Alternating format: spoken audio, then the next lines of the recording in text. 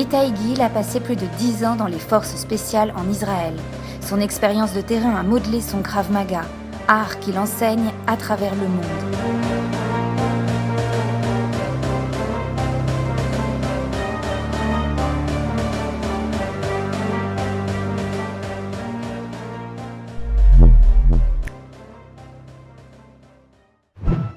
My name is Itay GIL. I'm the CEO of Protect Israeli Security Solutions from Israel, a former elite special forces and counter-terror team, 14 years in the service total, still in the reserves as a captain in an elite unit. And what we do, we travel around the world, train, educate people to be safer and to protect themselves. Well, we are running here some Krav-Maga seminars and instructor course here with my business partner and friend, Alan Formaggio. The idea is to expose people to the best realistic techniques as possible and share with them my thoughts and ideas in how to perform better under pressure.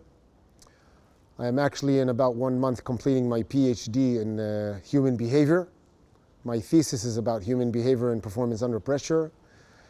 And I've been doing lots of extensive research of how do people react when things go wrong in the battlefield, law enforcement, policemen, civilians, how to prevent shock and trauma, and to minimize damage. So that's why we're here, to try to help people to become better.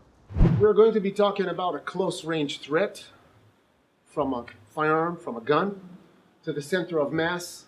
And when the suspect, what we call the criminal, and I am the victim in this case, he's coming into my space pointing at me with a gun. The number one thing that has to happen is that I comply. If I try any fancy moves or show body language that I am going to try to fight him, he'll step away with a gun and put the hand forward. You will lose the opportunity. So I actually need to blend in, and this is the most important, valuable part. My body language is very crucial for the success.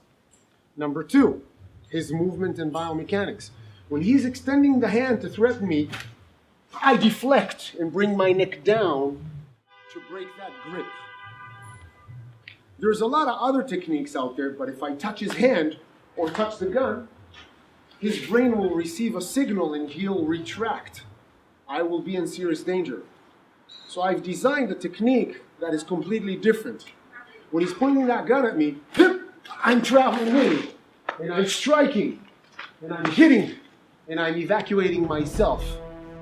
Well, when I was in the elite counter-terror team in Yamam, I've been into hundreds of high-risk operations, from high-risk criminals to high-threat terrorist attacks, and prevention and capturing, very problematic individuals, cracking down cells of jihadis, and you're always at risk.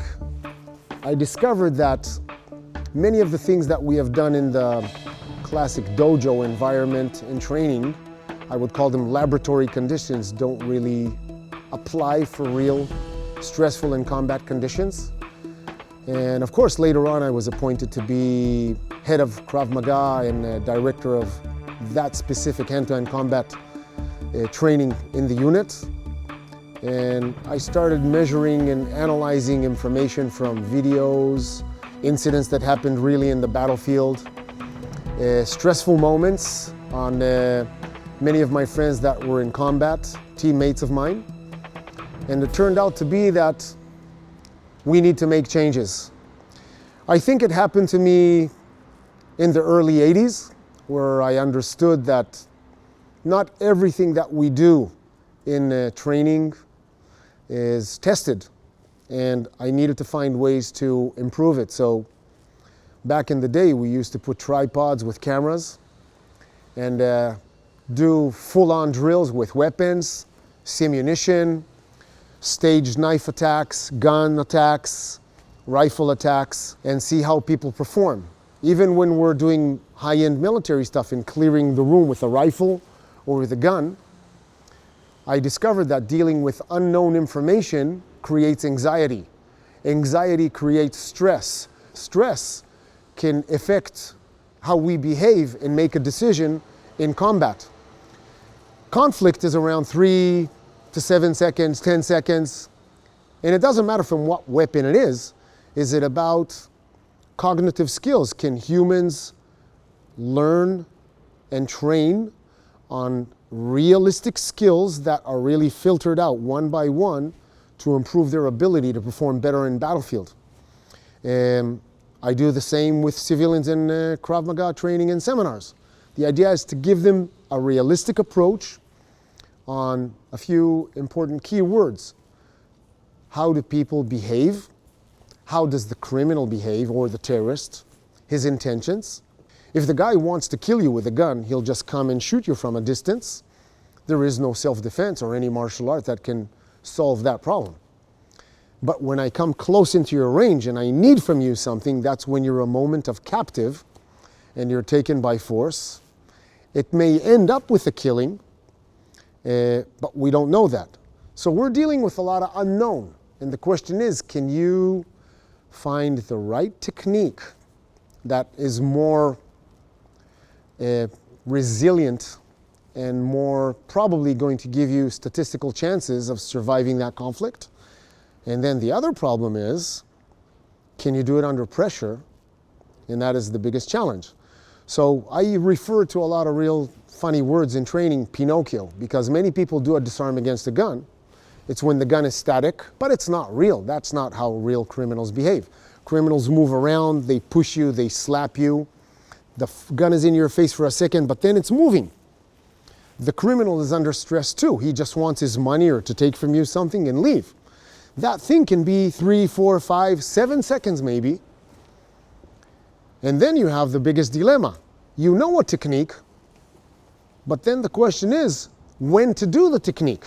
When we do simunition training and we tested with simunition, it means a blue gun for training, almost everybody dies from the gun. And you ask yourself, how is this possible? What, they don't know the technique? No, they do know the technique, but they didn't do it under pressure. Under pressure changes the whole game. The rubber knife, we put on the vest, we put on the helmet, we go full. Can you really block? And if you hit the guy, do you think he's going to stop? Are you going to achieve knockout? The answer is no. If he's a psychopath and he's aggressive and he's willing to kill you, he will stab you multiple stabs. Everything we do escapes from chokes, holds from the front, from the back. And then one of the most important things in the information we discuss is awareness. Are you aware? Can you read body language? Can you read what is suspicious behavior? Your first line of defense is observation. I am threatening you now with my hands. I have information, the hands are empty. But now I'm reaching for my hand into the pocket. If I'm reaching with my hand into the pocket, did you pay attention to that? Do you understand there may be a knife?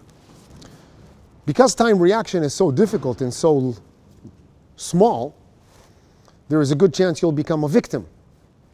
And therefore, many of the techniques we learn in laboratory conditions, tatami environment, are just not bulletproof enough. Of course, I say very humbly, we don't guarantee 100% success, but we try to minimize damage. And that's the main goal, to educate, train people to minimize damage, to go home safe if they're civilians, if they're military or law enforcement. And recently Paris had a great share of terrorism. And I share my sympathy with the French nation with dealing with these tragedies and handling radical Islamic problems. We need to train people to defend themselves better, to train law enforcement to fight back better, military to perform better. That's my mission, that's my life. That's why I called my company Protect, because one simple word says everything. I've conducted for many, many years. I actually started my first active shooter drills, I think in 1999 or 2000, because I remember there was the Columbine shooting in the United States. To understand what an active shooter means, it means an armed person is coming into a public place with a loaded rifle or gun, and I can give many case studies about it. We can talk about the Mumbai terrorist attack. We can talk about the shooting in Nairobi in the shopping center, Bataclan.